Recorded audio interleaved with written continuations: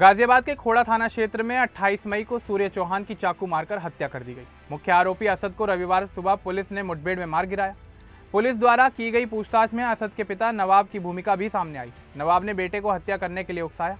असद के दोस्त फरहान और आतिफ को भी गिरफ्तार कर जेल भेज दिया गया है। झगड़ा बाइक चलाने की छोटी बात पर शुरू हुआ था। पुलिस ने पूरे मामले की जाँच तेज कर दी है। इस घटना में एक पुलिसकर्मी भी घायल हुआ था। तो चलिए आगे बढ़ते हैं और आपको विस्तार से बताते हैं कि आखिर क्या है ये पूरा मामला। दरअसल गाजियाबाद के खोड़ा इलाके में 28 मई को एक युवक सूर्य चौहान की चाकू मारकर हत्या कर दी गई। यह मामला अब और भी ज्यादा गंभीर हो गया क्योंकि इस मामले में सूर्य के हत्यारे असद के पिता नवाब की भूमिका भी सामने आ गई है। पुलिस द्वारा की गई पूछताछ में फरहान ने बताया कि 28 मई को असद और सूर्य के बीच बाइक चलाने को लेकर एक छोटा सा झगड़ा हुआ था। दोनों लड़कर अपने अपने घर चले गए थे। असद ने घर जाकर इस बात को अपने पिता नवाब को बताया। इसके बाद नवाब, असद और उसके दोस्तों ने मिलकर सूर्य को बुलाने की योजना बनाई।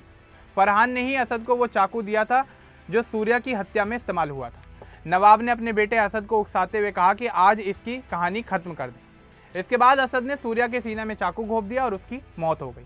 इंदिरापुरम के एसीपी अभिषेक श्रीवास्तव ने बताया कि असद के पिता नवाब, फरहान और आतिफ को गिरफ्तार किया गया है। कोर्ट में पेश करने के बाद तीनों को जेल भेज दिया गया है। मुख्य हत्यारा असद पुलिस से बचता फिर रहा था।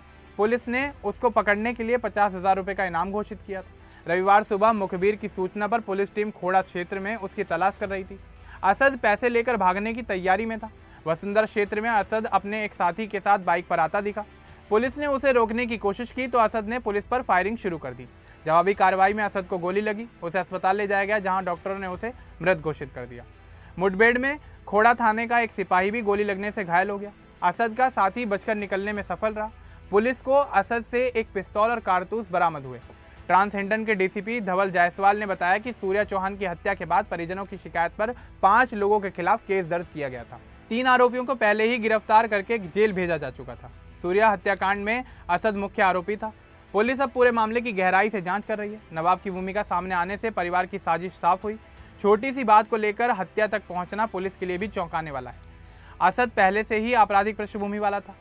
वह पुलिस की गिरफ्त से बचने के लिए लगातार छिपा हुआ था। मुखबिर की मदद से पुलिस को उसकी लोकेशन मिली। अब इस मामले में पुलिस पूरे इलाके की छानबीन कर रही है। बाकी बचे आरोपियों की तलाश जारी है। फॉरेंसिक टीम भी सबूत जुटा रही है।